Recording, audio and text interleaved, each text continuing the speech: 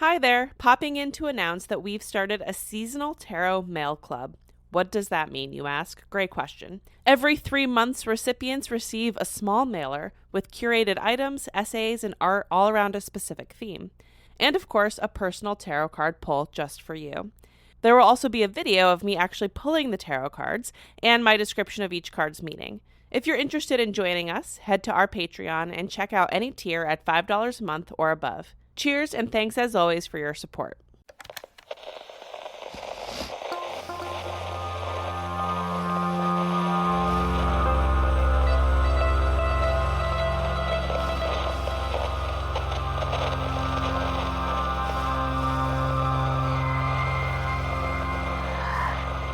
Hello, everybody. Welcome back to another episode of the Lunatics Radio Hour podcast.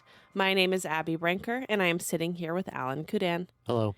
Today we are picking up our winter horror series and discussing real-life snow tragedies and survival horror. Which I gotta say is kind of unfortunate. Why? So I stayed up most of last night playing the Thing video game in preparation for today's episode. That's next week's. And to my horror, a bit premature.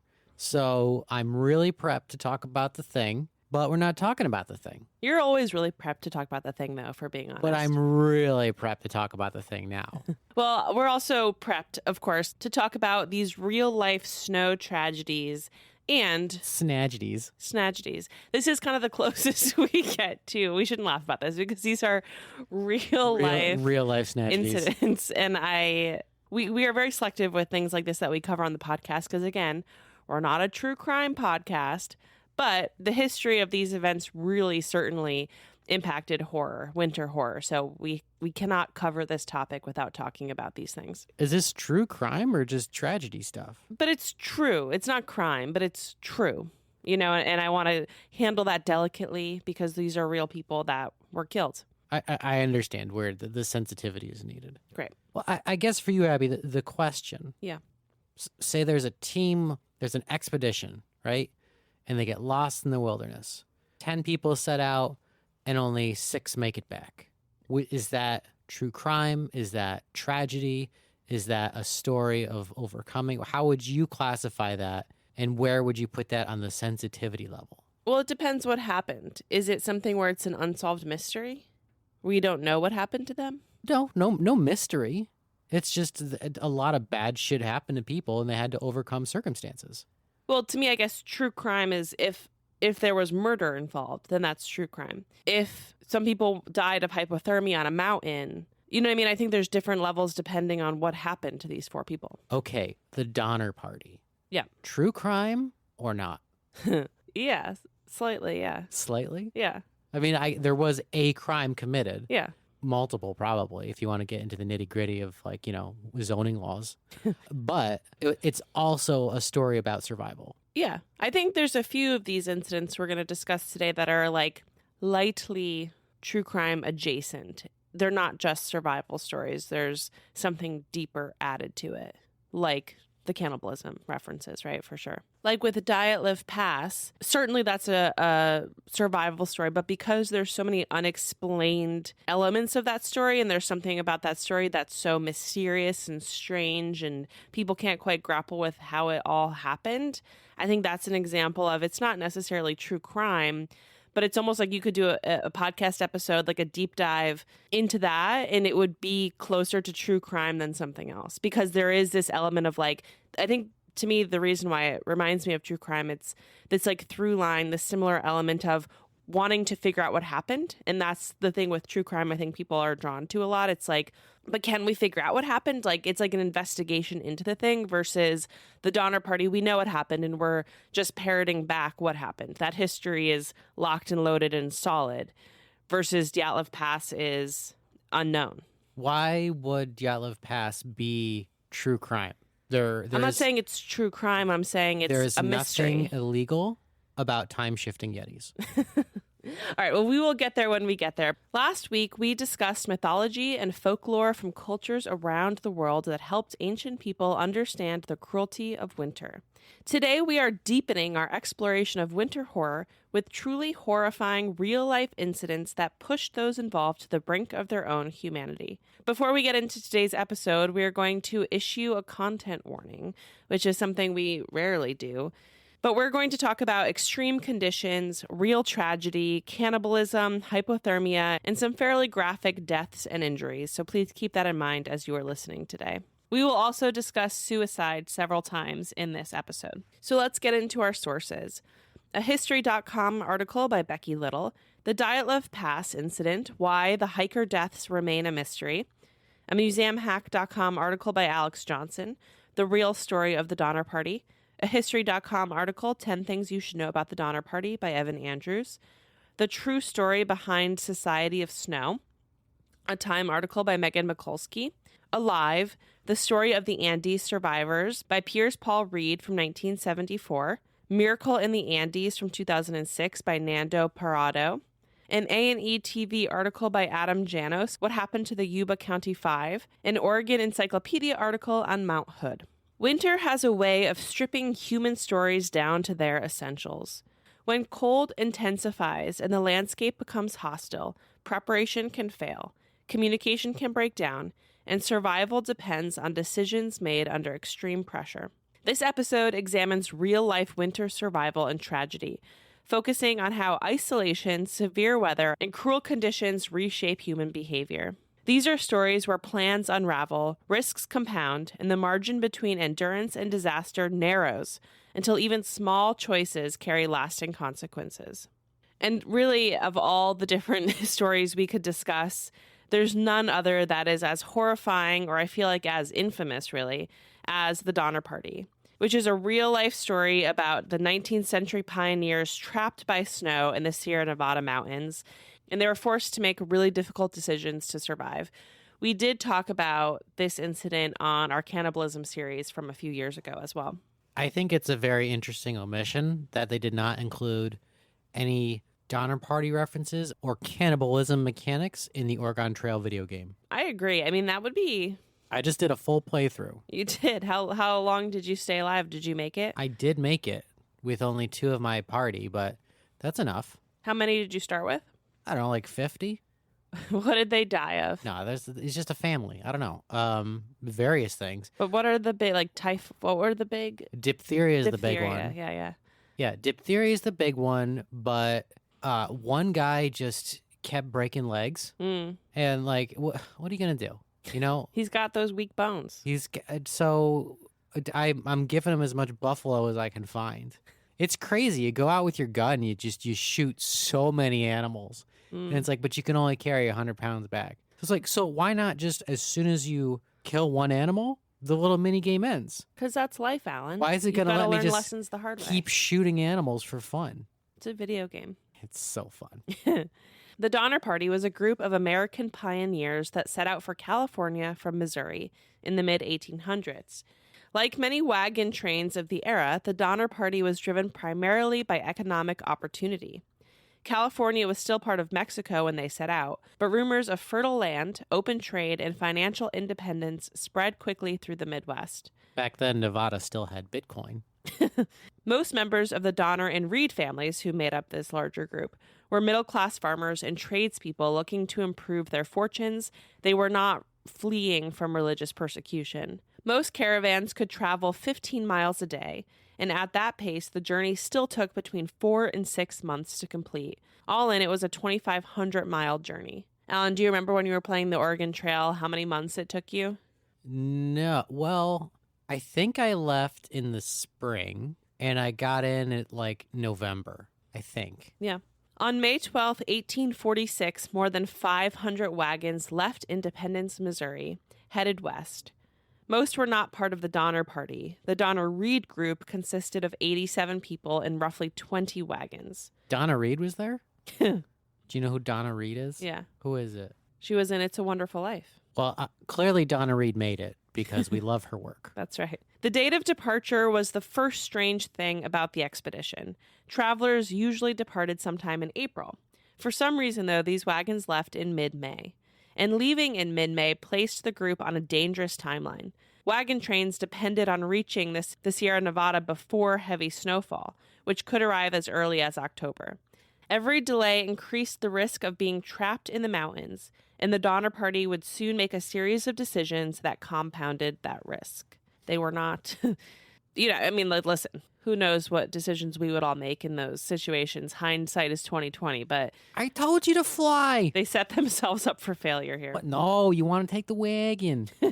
The Donner Party spent most of the winter from 1846 to 1847 stuck in the Sierra Nevada mountains due to snow conditions.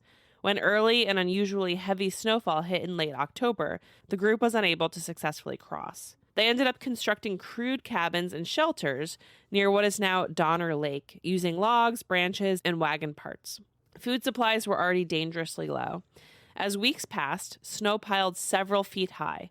Hunting became nearly impossible, and the group started to experience starvation. So why are we here in the first place? Well, this is partially due to the group taking a shortcut that turned out to be, again, completely disastrous. Lansford Hastings, a lawyer and an adventurer, had been promoting this sort of untested shortcut, known now as the Hastings Cutoff.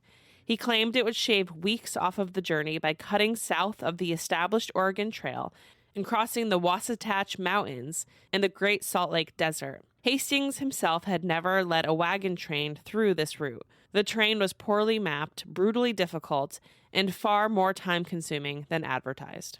Unfortunately, instead of saving them time, this shortcut added a month to their travels. Gross. Once committed, the Donner Party found themselves forced to clear roads through dense forests, navigate steep mountain passes, and cross nearly 80 miles of desert with little water.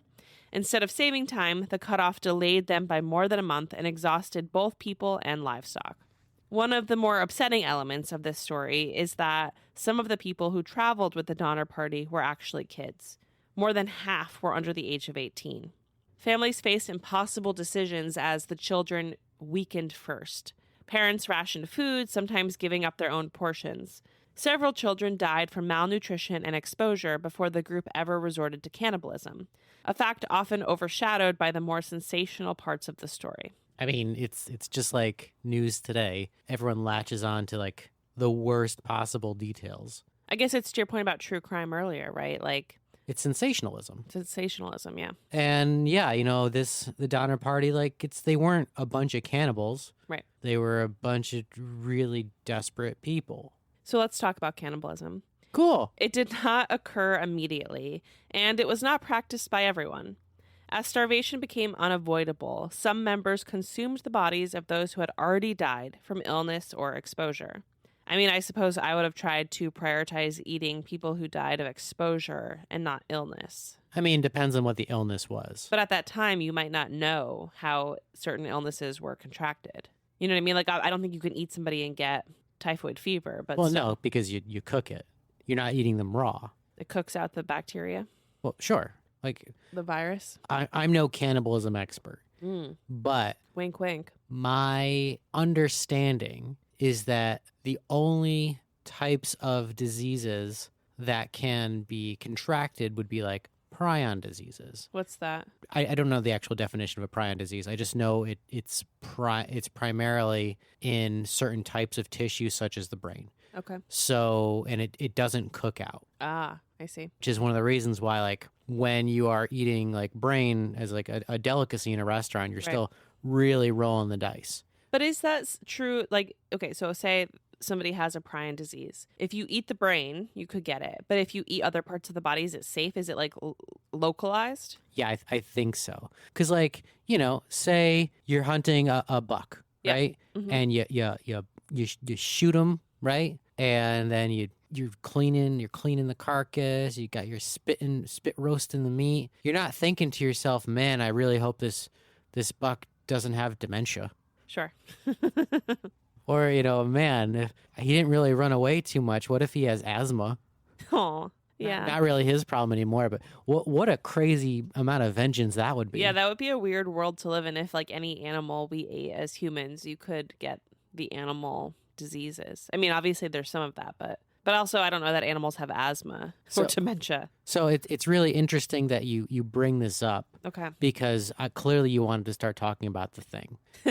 And so in the original novella, they find a frozen alien, effectively. And there's all this discussion about if they defrost it, how scientists have discovered that if they slowly thaw something, it can kind of come back to life. Right. And they're mostly worried about bacteria. Like Walt Disney.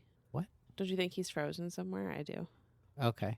More of they're worried that if this thing has been frozen forever or has alien diseases or something, they're gonna bring it all back and they're gonna infect themselves. Right. So the point of this Okay. is that one of their scientists says, okay, this thing from outer space is so different from us. Our immune systems are gonna be so different. Meanwhile, a cat is significantly closer to us than this thing, and we cannot share diseases with a cat. So what makes you think that any diseases from this thing are going to infect us? Well, that's good. We should definitely get all of our medical and scientific understanding from short stories from the 50s. It was quite a trip. We will get there next episode. Apparently. Back to the Donner Party. As supplies dwindled, survivors tried hunting and eating whatever they could find, including leather and other inedible goods. But again, when starvation became unavoidable, some resorted to cannibalism. In one extreme case, William Foster killed 2 Native American men who had tried to help the group, an act that remains one of the most disturbing moments in this whole incident. What happened there? The group had come upon these 2 indigenous guides that were helping them, named Luis and Salvador, that were helping the group, trying to help them, right, and to kind of survive through. Do you think his name was really Louis? No, but that's kind of how they're referred to. Foster had suggested, let's kill and eat these Native Americans. Someone tipped off the indigenous people and they got a bit of a head start, but they were also hungry and starving and weakened. And so Foster ended up finding them the next day and murdering them and then taking them back to the group. And some people ate their remains, but it's a highly kind of sensitive topic, obviously.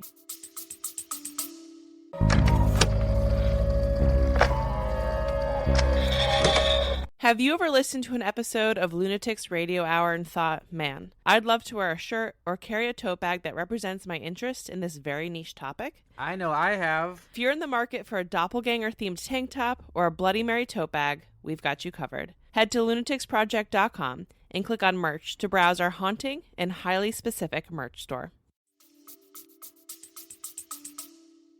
Yeah, especially to Louis. Especially to Louis. He got peeved. Well, he died. Yeah. In a horrifying, horrible way. This is one of those moments, remember at the beginning where we talked about sensitivities? Yeah. Yeah. This is one of those moments. Yeah, don't eat Native Americans. Don't eat anybody, but especially don't eat Native Americans who are trying to help you survive. Yeah. It's such a dick move. Talk about bite the hand that feeds you. Exactly. A couple layers on that one, Some of the travelers did die from hunger, but many of them were able to survive off of hunting, eating leather, and other goods that they had with them. Some, of course, not all, ate the frozen dead bodies of travel companions. All in all, the Donner Party spent 5 months trapped in the mountains. Rescue attempts began in February of 1847, when word finally reached California settlements. Multiple relief parties were sent, but the deep snow and treacherous terrain slowed progress. Rescuers were often forced to turn back or abandon animals, carrying survivors out on foot. Several rescue parties were needed over the course of months to evacuate those still alive. 81 people departed Missouri, 45 survived. After their rescue, the story swept the nation. Newspapers printed fairly accusatory articles, horrified by what happened in the mountains, and this is where some of that sensationalism comes in. Though, again, of course, there was cannibalism, and some horrifying cannibalism and murder at that. It didn't help that most of the survivors had differing memories, or stories at least, about what actually happened, which kind of caused people to be suspicious. When survivors returned to civilization, their stories shocked the nation. Newspapers often framed the tragedy as a moral failure, rather than a logistical one, focusing on cannibalism while downplaying poor leadership, false promises, and environmental factors. Conflicting survivor accounts fueled controversy and suspicion. For a time, the Donner Party became a cautionary tale that slowed westward migration and reshaped how Americans viewed frontier expansion. Migration to the West literally like simmered and slowed down for a period after this event, rightfully so, right? But that is the story of the Donner Party, one of the more horrifying snow-related tragedies that we have, at least here in the United States. If you were in that situation, what would you do? If I was in that situation as I am today, Yep. I think I would not want to eat a human. If I was a mother, there's other elements where I can say, okay, maybe if someone else is depending on my survival, but I don't know. I don't know that I could bring myself to do it. What would you do?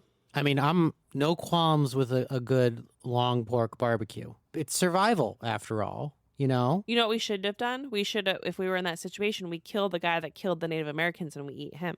Yeah, or kill him first. Before. Bring Lewis to the cook-off. The cookout. No, it's a cook-off because, you have 5 months to kill. Might as well have a little competition. Sure, okay. It's like who can prepare. Yeah, today's secret ingredient is... fingernails. Yeah, sure. Oh, cool. That would absolutely kill at least an afternoon and a person. Yeah. But I don't know. I feel like you do what you got to do. There was a movie we talked about during the cannibalism episode. Everybody had to draw straws, and like whoever got the short straw got eaten. I think they were all like on a boat, adrift, and like it was kind of a bit of a merciful death. Well, I mean, you died, which was bad, but it was the merciful death because the guy in charge, who still drew straws, if I'm not mistaken, would use one of the few remaining like pistol shots to kill you. I'm so glad you asked. There's actually 3 explanations for this. The first is a movie called Alive, which from 1983, which you definitely watched for the cannibalism episode. That tells the story of the Andes flight disaster, which we are going to talk about today. The other 2 examples are Lord of the Flies, where they do that as well, but... They do that in Lord of the Flies? They do.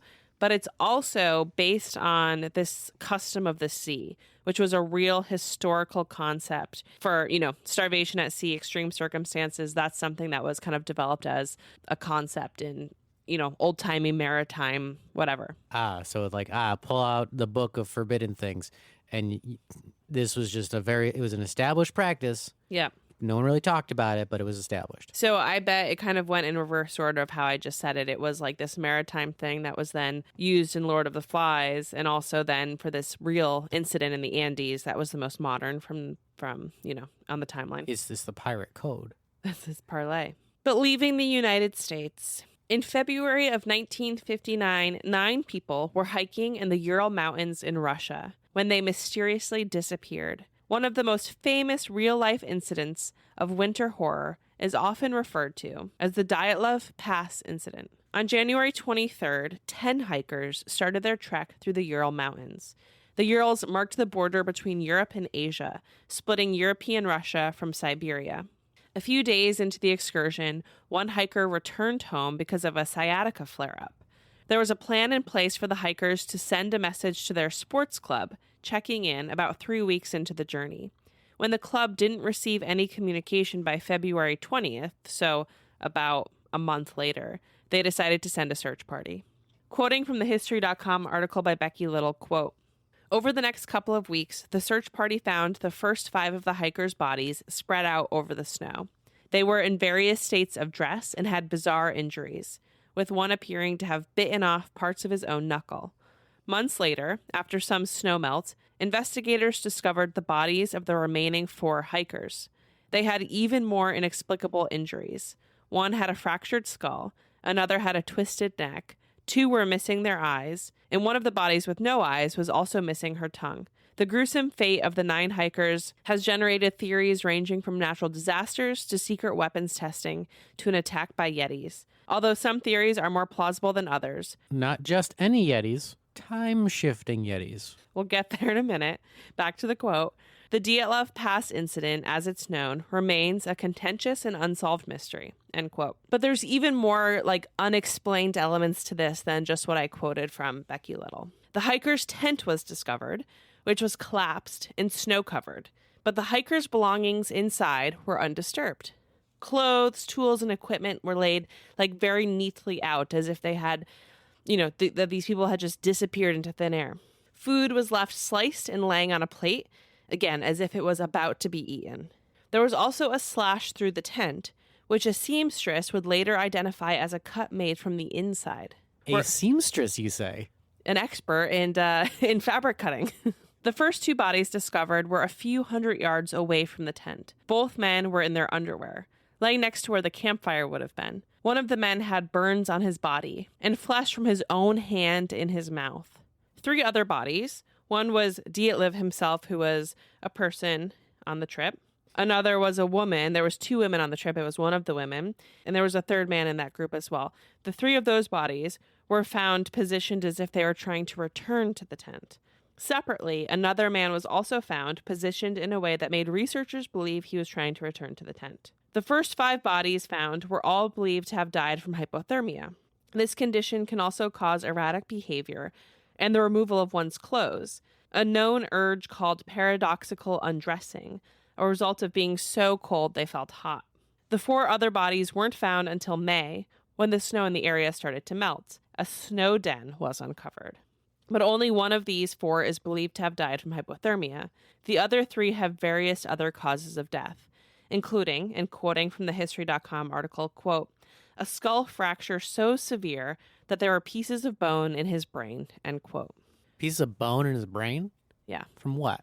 From a skull fracture. Oh. 2 of the others had crushed chests and empty eye sockets. One of those, the final woman, was missing her tongue. At first, the Russian investigators could not determine the cause and instead issued a statement that the company had died from, quote, a compelling natural force, end quote. Some theories posit that there is a government cover-up happening, specifically because radiation was detected on the clothing of some of the hikers. The speculation centers around the hikers dying as a result from a weapons testing incident, but there's a known possible explanation for the radiation. One of the hikers had lived near a nuclear disaster site, and another had helped with cleanup of that incident.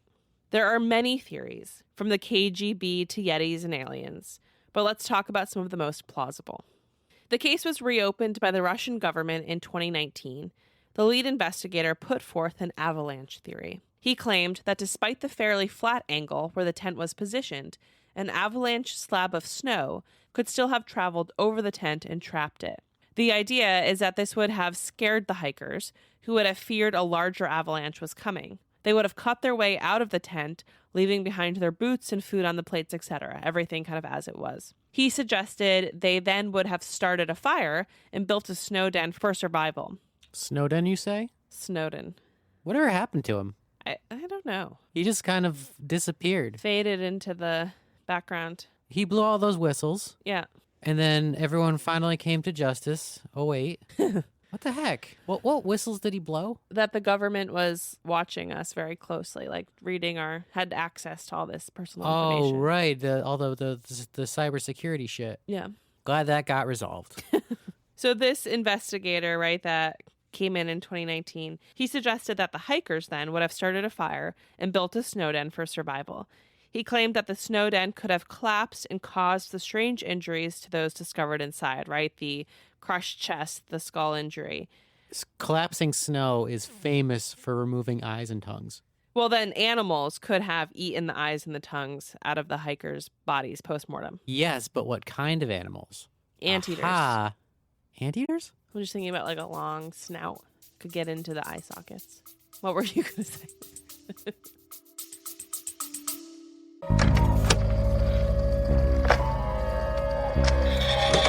If this isn't quite enough chaotic horror and history content to scratch your itch, consider joining our Patreon. We have a ton of fun creating bonus episodes, writing essays that explore some of our favorite horror topics, and presenting spooky classic literature. Plus, all new members get a welcome package in the mail, a lifetime discount to our merch store, and new stickers whenever we have new designs to share. Head to patreon.com/lunaticsproject to join. No, you nailed it. Great. Anteaters with their little tongue. Yeah. It would just curl around the eyeball and pop it out. Yeah. Like a rope version of a melon baller. This is getting a little graphic. Remember that sensitivity warning? You brought it up. In 2021, 2 mathematicians created a model to confirm if this theory was even possible. And they confirmed that it was unlikely, but possible. It's a little unlikely. Anteaters are not indigenous to northern Russia. Well, what animal do you think it was? Clearly a time-shifting Yeti. Another theory centers around the katabatic winds, which are rare but powerful downslope winds that could have caused sudden noise, pressure changes, and disorientation, prompting the group to leave their tent quickly. Yet another theory centers on infrasound, suggesting that wind interacting with the mountain may have produced low-frequency sound waves capable of causing anxiety, confusion, or panic. Really makes you think about those people who live next to data centers now. Yeah, what's that shit with it's the hum that's driving people crazy? Yeah, and there's all this investigation that's been done recently where even if they get the data center to turn like to block the noise, to put up things that like help muffle the noise of it, their houses are still shaking and vibrating. Oh, sure, because it's a subharmonic. Yeah. Which is not going to be blocked ever. Right, exactly. That's interesting. So, like, I mean, this is still something we do in sound design, where you just put a rumble in over a scene that's supposed to make your audience uncomfortable. Yeah, they did that. That's a big like immersive theater tool as well. That's just a human condition thing. When we hear a rumbling consistently that doesn't thump around to the beat, we get quite unsettled. Yeah.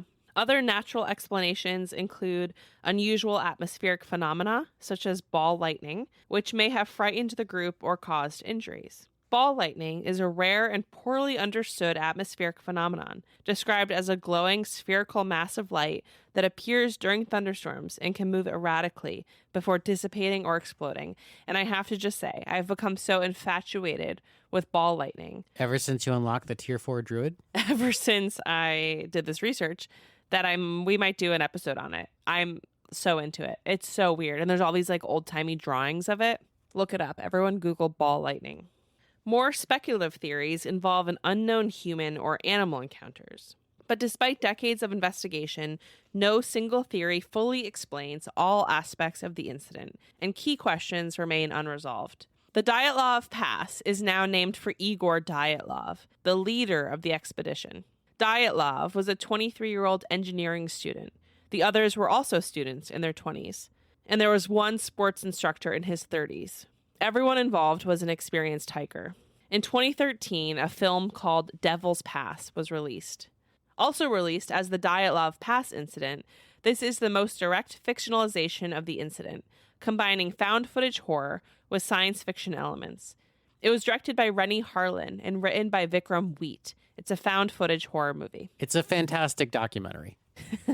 Of all the like Arctic horror movies we watched that weren't like pure science fiction from the get-go. Yeah. First off, I didn't even know that this was based on a true story until I made you watch, and you're like, "Oh, I know all about this." I was like, "Yeah, this is the exact thing we're talking about." I like it because to your point, it starts off very historically accurate, and then it takes some really fun turns as a movie. Well, no, it gets to the root of it. Right. It puts forth a theory. Yes, more of a fictionalized retelling. More of an ironclad thesis. Uh-huh. And I don't know. At this point, you really should just watch the movie. We don't want to give away spoilers because it's one of those movies where it has, for me, it has a very memorable ending. It's one of those things where once you know the ending, going back and watching the movie again, sure, yeah, is very cool. There's elements that are incorporated from the ending throughout. Anytime a movie does that, I usually enjoy it. Yeah. And it's found footage, which I love in horror. It's one of my favorite subgenres of horror. We did a whole found footage series. Yeah. I mean, it's not fully found footage, but it's enough that to me, it's a clever way to do this. It just makes it feel experiential and if you're going to tell this story of like this big mountainous, like you just need a big budget, and they did it the best they could without that. Yeah, no, I think a found footage is a really good way to do a story like this. Yeah, absolutely. However, the way they went about it broke my immersion a few times. Why? It's mixed media. Like Twisters. Yes, like Twisters. Sometimes it works very well, sometimes it doesn't. In this case, one example of it working really well, I think, is in Blair Witch. But that's not mixed media. It certainly is. When they jump between the digital camera and the film camera. Oh, sure, but it's all found footage. Oh, yeah. Okay. Still, like you're mixed media. You're jumping between different cameras. different image gathering things. Sure. So like in Blair Witch, the sound is always coming from the digital camera, and that's used to great effect towards the end. Where in this one, just we had our sound person, who's supposed to be doing all the sound, and then we're doing like these full scenes where like our sound person is falling all over the place trying to go hiking, and you can hear everybody perfectly for inexplicable reasons. Kind of broke my immersion there, where it's like, okay, the found footage mechanic is being used as a plot device rather than a narrative tool. In 2020, a Russian miniseries inspired by the incident was released. It's a dramatized series that blends investigation, historical speculation, and psychological tension, while staying closer to real-world theories than most of the fictional versions. Frozen, from 2010, is not a direct adaptation, but it's clearly influenced by the idea of people being trapped in a frozen environment, making fatal decisions under stress. This is a hard movie to watch. Alan also made me watch this one. It tells the story of 3 young adults who are trapped on a ski lift overnight and over a weekend in a blizzard.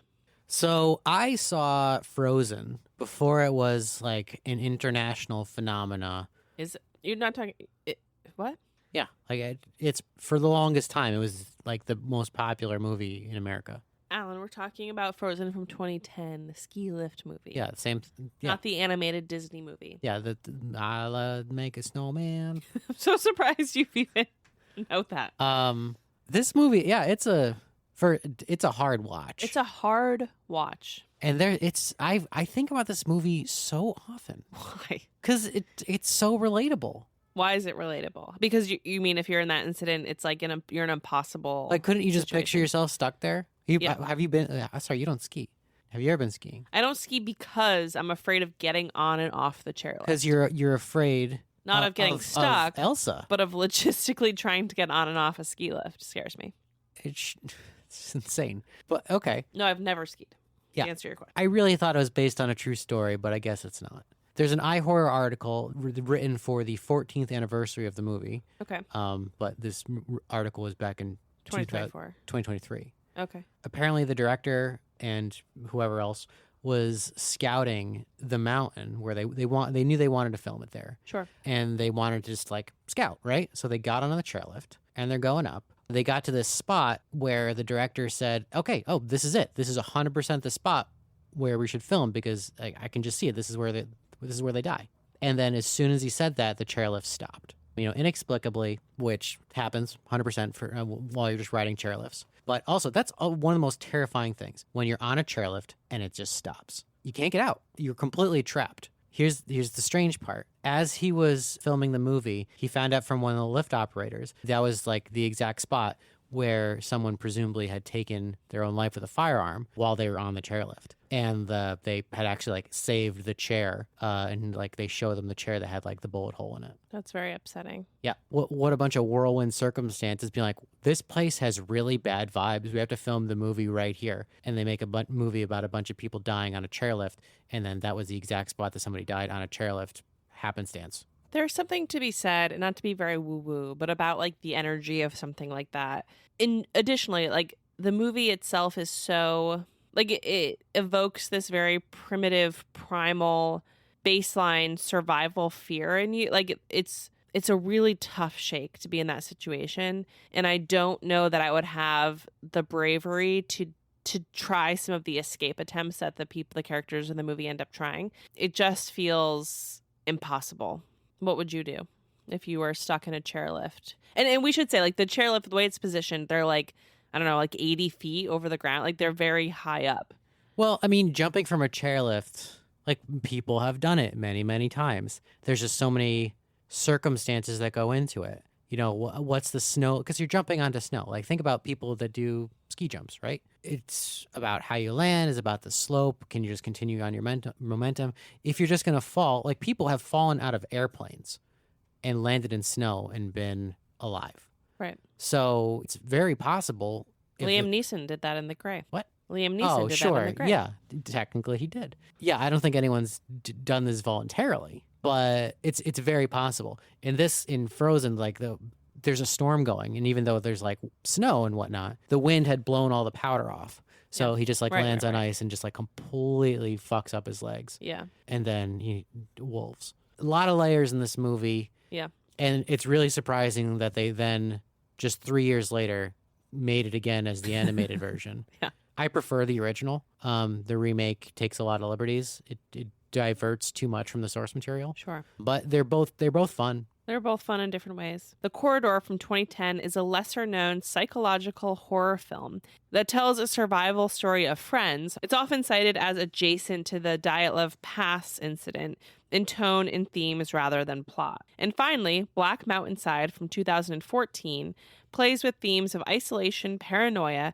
and a group unraveling under unexplained forces, which has the same, is clearly inspired, I guess, also from the Dyatlov Pass incident. I actually know nothing about this movie. I did not watch it because it was on my list, but I instead stayed up all night playing the Thing video game, preparing for this episode. Right, because the Thing is something that you're so unfamiliar with. You really needed that extra bit of research from the video game to round out your understanding of the storyline. It's so fun. It's probably one of the best. It might be the best movie tie-in video game ever made. Okay, I want to just say, I want to give you kudos because you made a dream of mine that I thought was lost forever come true, which is that you hooked up an emulator so that I could play the X-Files video game from 1998, which was, I'm learning, a very important moment in my childhood, which I pretty much have this video game memorized, even though I played it when I was 8 years old. And it was so nostalgic and fun for me to do that. So that's my favorite video game based on a piece of media. I'm going to make one amendment. At the time, it was the best movie tie-in game. Okay. But this was like 2003 when it came out. So it's been a while. The best to date is also a horror game, and I'm going to say it's Alien Isolation. So it's very much in the alien world. Takes place after the first movie and before the second one. It's the same situation as the Thing game, which is basically a sequel to the movie. Right. Aliens, more of a you thing, but sounds great. Why don't you like Alien? I just don't Frickin' have heretic. I know. It's wild. I should. It's because you don't actually pay attention to movies. Yeah, unless I'm in the theater. Yeah. On October 13th, 1972, members of the Old Christian Club amateur rugby team departed from Montevideo, Uruguay, bound for Santiago, Chile, in a chartered Air Force plane. There were 40 passengers and 5 crew members on board. The flight needed to pass over the Andes Mountains. At the time, flights crossing the Andes relied on a navigation method known as dead reckoning, which estimates position based on speed, time, and last known location rather than real-time visual confirmation. Due to heavy cloud cover and the lack of radar tracking in the region, air traffic controllers could not independently verify Flight 571's position. Believing they had already cleared the Andes, the pilots requested and were granted permission to descend, even though the aircraft was still directly over the mountains. When the pilot realized what was happening, he tried to steer the plane straight up to gain as much elevation as possible. Survivors described it as the plane shooting vertically into the sky, which sadly didn't work. The plane hit the Andes 2 or 3 times. What? I'm sorry. I can understand hitting a mountain once, maybe twice. How do you crash 3 times? Well, I think it's sort of like skittering over the peaks of the mountain, the ridges of the mountains. After striking the mountain, again, several times, the tail section of the aircraft tore away, killing several passengers instantly. Moments later, one wing detached, and a propeller sliced through the fuselage. What remained of the plane slid down a glacier before coming to rest, leaving the survivors with only a partial fuselage for shelter. Of the 45 people on board, 33 survived the initial crash, which is pretty high. In the days and weeks that followed, several more died from injuries, infection, and exposure, reducing the number of survivors to 27 before the avalanche struck. 2 of the rugby players were first-year medical students and worked to try and treat some of the wounds. Despite their best efforts, additional passengers passed away from their injuries. The passengers ended up being stranded for 72 days over 2 months in the snowy mountains. It was very difficult for them to try and travel and get help due to the extreme weather and snow.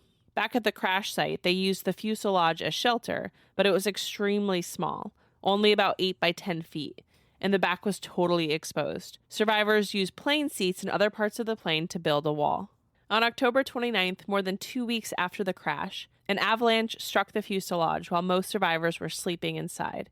8 people were killed instantly, buried under tons and tons of snow. The survivors were trapped inside the wreckage for 3 days afterward, unable to dig out and forced to ration oxygen and body heat.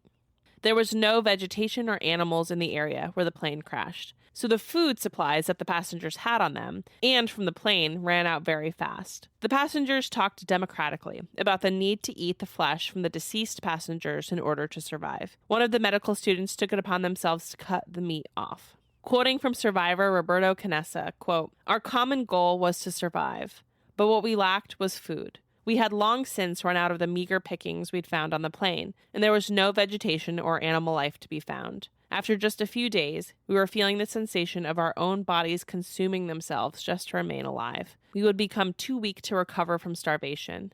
We knew the answer, but it was too terrible to contemplate. The bodies of our friends and teammates preserved outside in the snow and ice contained vital, life-giving protein that could help us survive. But could we do it? For a long time, we agonized. I went out in the snow and prayed to God for guidance. Without his consent, I felt I would be violating the memory of my friends, that I would be stealing their souls.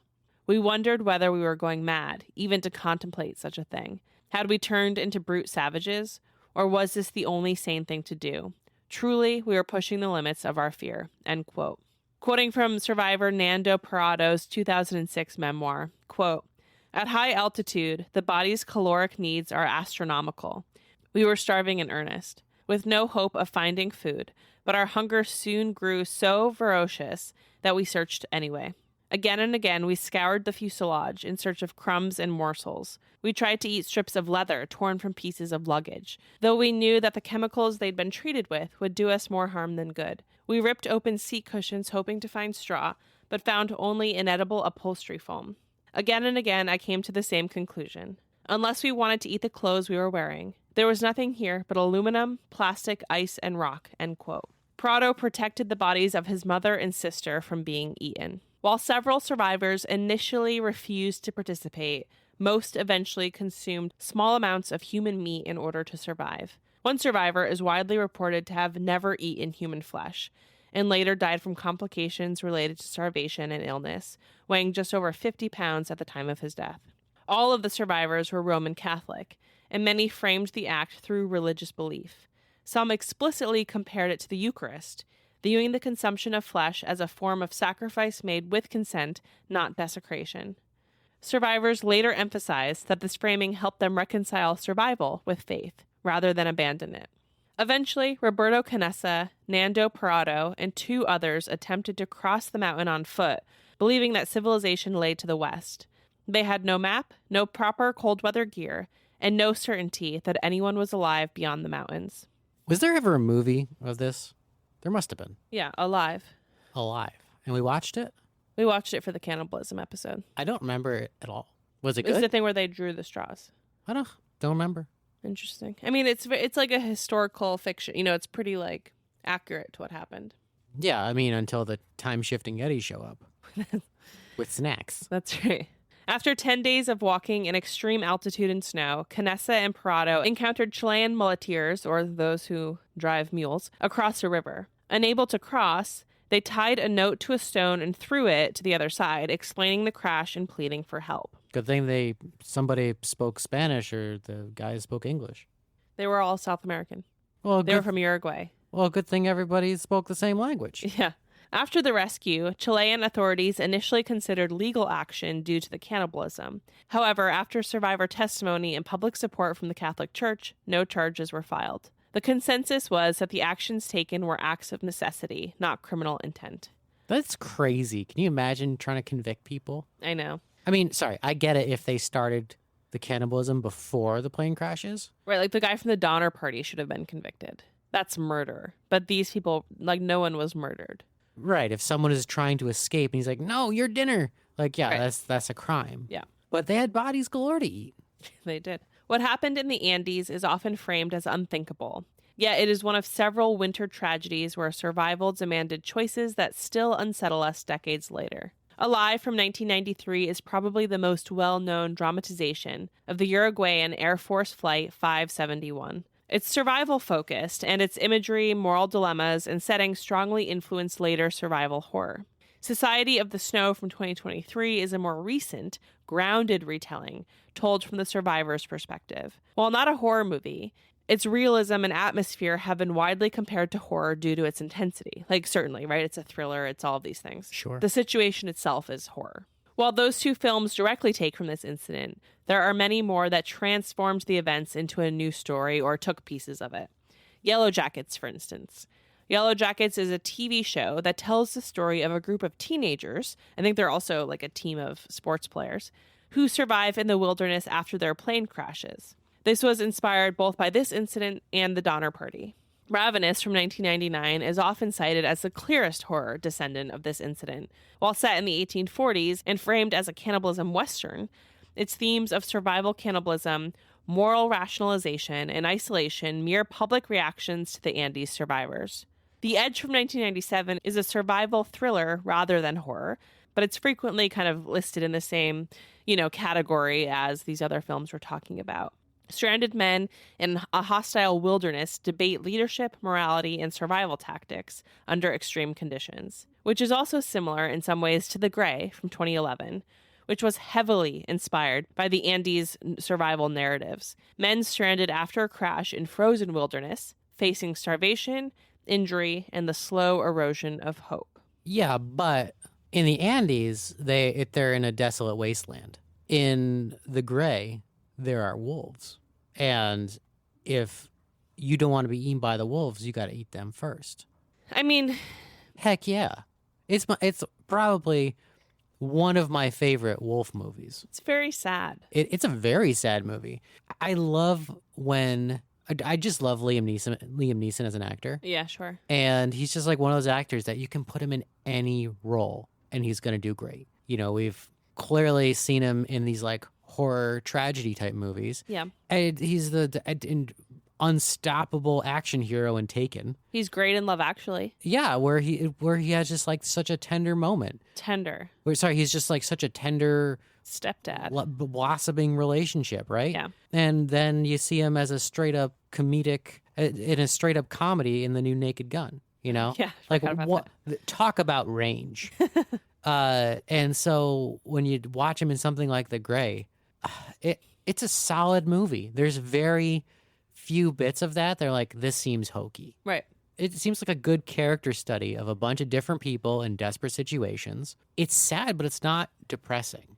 It is like I think it really is this erosion of hope. Like you watch, until, I don't know, it has an ending that combats that a little bit, but you watch these people, these men, over and over again, character by character, sort of struggle with in their head, is trying to survive worth it? And I think that's something that not a lot of these survival stories contemplate visually, like in film, it's generally like, okay, how do we survive instinctually? How do we survive? It's tough choices. But this one, it feels different to me because it's what happens when I don't have it in me to try to survive anymore. Which is such an interesting question that movie asks. Yeah. Right in the beginning of the movie, we see Liam Neeson on the verge of committing suicide. Yeah. For very understandable reasons. And so then now he finds himself in this situation where all he has to do is nothing. And he'll get exactly what he wants in a very peaceful way. But that he can't because all these people aren't there with him. Yeah.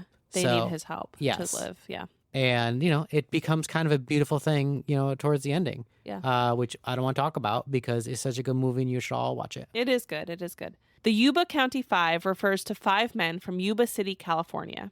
Jack Madruga, Bill Sterling, Jackie Hewitt, and Gary Matias, who disappeared after attending a college basketball game in Chico on February 24th, 1978. That night, they began the drive home, but somehow ended up deep in the Plumas National Forest, a mountainous region of the Sierra Nevadas, covered in heavy winter snow and ice in late February. Their car was later found abandoned in a snowbank on a remote Forest Service road, far off course from their intended route, despite having plenty of fuel and no obvious mechanical problems, suggesting that the harsh winter conditions played a role in their decision or disorientation. The Sierra Nevada at this time was experiencing a winter storm with deep snow and frigid temperatures, conditions that made travel treacherous and daylight tracks hard to follow. When the men's car was found, it was stuck in light snow on a mountain road 70 miles off course, indicating that they had somehow driven into a dangerous snow-covered area that they had no business being in just getting home from this basketball game, which is already sort of unnerving and bizarre. The snow and poor conditions also delayed search efforts, forcing police to suspend ground operations until the melt, and left few visible clues of the men's movements at the time. Months later, after the snow began melting in early June, search parties made grim discoveries. A group of motorcyclists found the body of Ted Weir in a Forest Service trailer about 19 miles from the abandoned car, wrapped in blankets and showing signs of starvation and hypothermia. Investigators concluded that he had likely survived for many weeks in the trailer, yet never used the ample food supplies, heating fuel, heavy winter clothing, and kindling that could have kept him alive far longer. What the heck? Why? A mystery. Well, he was following the rules. There was a sign saying, "Don't touch." Signed, Time-Shifting Yetis. Further search efforts uncovered the remains of Madruga, Sterling, and Hewitt along the snowy forest road, each having succumbed to exposure and hypothermia on the trek between the trailer and the car. Their deaths highlighted just how lethal the winter conditions were, plodding through deep snow with inadequate clothing and no shelter or survival gear made even short distances deadly. One body, Gary Matias, was never found. The combination of heavy snow, freezing temperatures, and rugged terrain not only complicated rescue efforts but likely influenced the group's decisions, including abandoning a serviceable vehicle and attempting to walk through unforgiving winter wilderness. For decades afterward, the case has remained part mystery and part cautionary tale about how quickly winter weather can turn routine travel into a fatal ordeal. While there are no direct adaptations of this true-life tragedy into horror, we can see through lines in many famous horror movies. For one, The Blair Witch Project from 1999. Though this classic isn't set in snow, it is often cited by researchers and critics as thematically similar. The group's irrational navigation choices, abandonment of safety, and slow psychological unraveling mirror the baffling behavior seen in the Yuba County Five. Yellow Brick Road from 2010 is one of the closest tonal matches. A group ventures into a remote wilderness following a mystery tied to people inexplicably walking into danger. The influence is direct, but the core question, why didn't they turn back, echoes the Yuba case almost exactly. I mean, that's the thing about this case. I think that's pretty unnerving, is that their car worked. Why were they trying to get to this trailer? I don't know. Like, you're driving home from a basketball game and you get into the somehow into a mountain road in Sierra Nevada. Like, it just feels they would have lived there. They would have known where they were, you know? I feel like a lot of these are just we're missing a very crucial piece of a puzzle. Yeah, that would make it all fall into place. Yeah, it just like you shift your perspective a little bit, and it's like, oh, of course that's why they're doing that, because of A, B, C, and D. Yeah. You're right. I don't know. You can speculate all you want, but it's like the taxidermy lion. The guy was just sent a pelt, nothing else, never seen a lion in his life, and it's like, taxidermy is lion. Right. And then I forgot about this. It looks so freaking weird. Yeah. Of course, it just doesn't make any sense. You know what else looks weird? What? Bears walking on their back legs. Incredibly. Yeah, it's a great example, Abby. Here's an interesting example. So say someone's just given an anteater's skull. Good callback from earlier, if I do say so myself. Uh-huh. They've never seen an anteater, no idea what it is. And they're told to diagnose, what animal is this? Looks like a giant bird. Oh, interesting. Yeah, sure, fair. Like a beak bird. How are they going to think of, like, you know what? Actually, it's a really long nose with the little wiggly tongue that kind of like slips around the eyeballs and pops them out like a melon baller. Yeah. Like a melon baller. Yeah, it's a good point. I mean, it's the same thing as our whole theory on Mothman. We just don't have the ability to understand that, because, as John Keel says, try to explain physics to a cockroach. There's pieces we're missing. Yeah, they're driving from a basketball game because Mothman said, "Hey, come over. I'm cooking." I'm cooking. You do what Mothman says. Well, I've always said that. Yeah, I mean, why would you not? Otherwise, you'd die in a bridge collapse. Correct. In May 1986, a school climbing group from Oregon Episcopal School set out on Mount Hood in Oregon as part of a required wilderness education program, but were caught in a sudden spring snowstorm that rapidly worsened and overwhelmed them with deep snow, whiteout conditions, and freezing temperatures. As they descended from the climb, the deteriorating weather forced them off course, and with visibility near zero, the remaining members dug a snow cave at around 8,200 feet on the south side of the mountain to shelter from the storm. But it was too small to protect everybody adequately. Snowfall built up around and over the entrance, impeding airflow and access. Rescue efforts were hampered by several conditions. Heavy snow, wind, and blizzard-like weather delayed search teams. And when the cave was finally located after several days, 9 climbers, 7 students and 2 adults, had died from hypothermia and exposure. While 2 survivors were found alive, among the snow and frigid night temperatures, one later lost both legs due to cold injury. The tragedy remains one of the deadliest climbing incidents in North America and illustrates how rapidly snow and winter-like conditions can turn a seemingly routine mountain outing deadly. I mean, there's certainly so many hikes I've done, in the spring or whatever, in the Rockies or places that are the Tetons that are serious, and you don't, you think you're prepared, but I would not be prepared for a giant snow squall out of nowhere. No, not unless, your father was there. Then we'd be fine. And I probably wouldn't be there unless he was there. So He'd probably be like, hey, we're just going to go for this quick hike, 45 minutes tops. Tops. Bring your hat. It's going to be cold. True Detective Season 4 stars Jodie Foster and Callie Reese. It's a fantastic example of winter horror, one of my favorite examples from recent years. Really? Yes. I thought that was a weak season. What other seasons have you watched? None. Yeah. But the internet says it's not good. What do you think? I think you say season 1 is the best bit of television you've ever seen. Correct.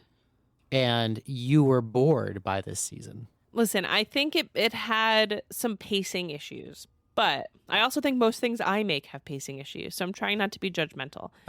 I'm sorry. You are not given millions of dollars to go Still waiting. Willy-nilly. And honestly, if not for Jodie Foster, it would be completely forgettable. I don't think that's true at all. I think the lore of the show, of the season, is really interesting.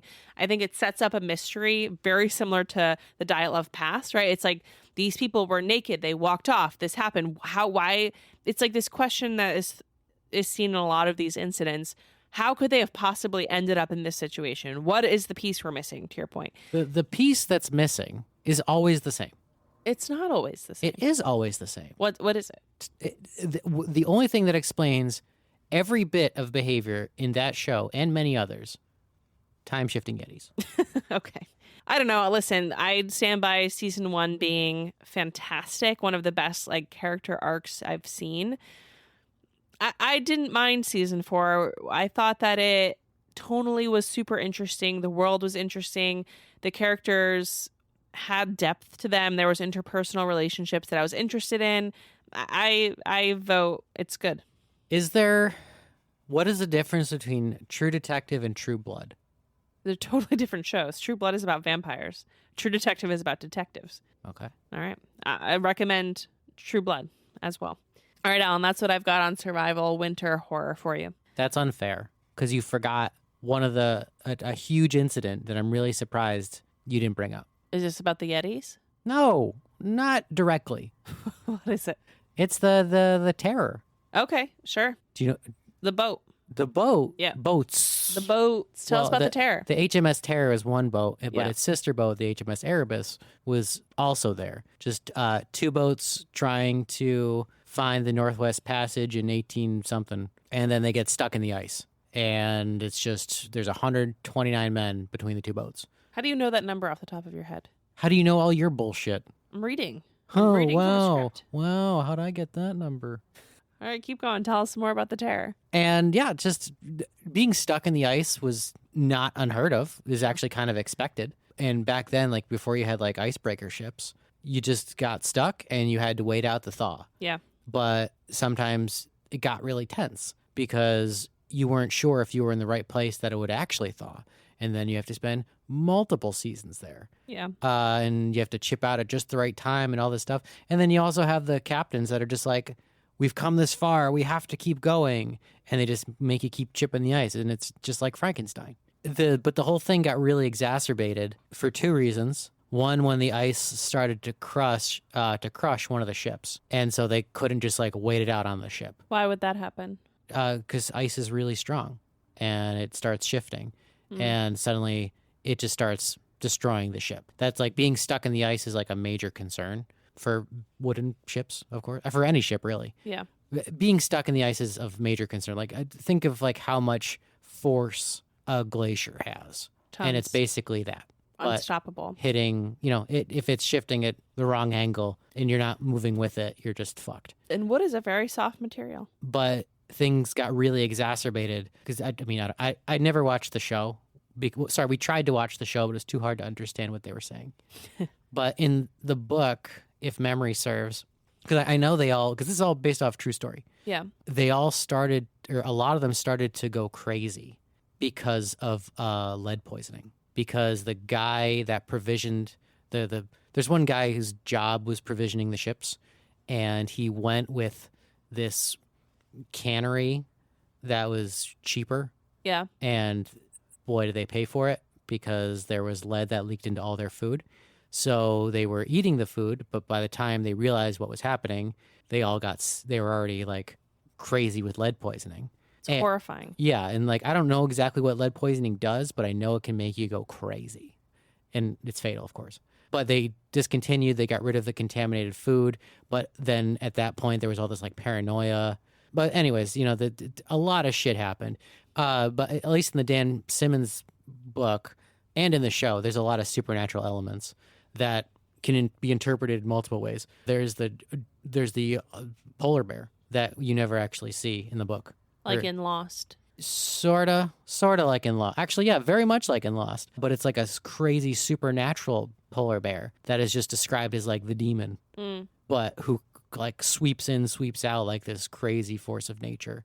Sometimes not doing anything to anybody, just like being like a malevolent thing. Right. How much is this them actually dealing with a creature versus how much is this just crazy paranoia versus insanity from lead poisoning and other things. They also had scurvy, which just makes you, I don't know. Rough. I don't know what scurvy does, but I know it's bad for you. It's bad, yeah. So yeah, it was a crazy story, and then all 129 died. Oof. Or, well, were lost. So nobody gets out. Sorry for the spoilers. But I'm sorry. That's a true story where all hands were lost. Sorry, all souls were lost because it's a ship. That's right. Winter is a predator. It strips away warmth, comfort, and certainty, leaving only isolation, desperation, and the slow gnaw of fear. In these true snow tragedies, the cold is as deadly as any predator, turning mountains, forests, and frozen landscapes into traps that test the limits of human endurance and human sanity, I would say. From pioneers stranded by blizzards to hikers lost in remote ranges, the same thread runs through each story. Survival comes at a price, and sometimes that price is unthinkable.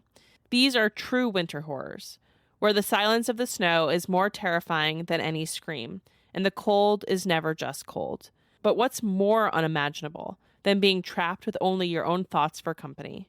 Next time on Lunatics Radio Hour. Bye. Bye.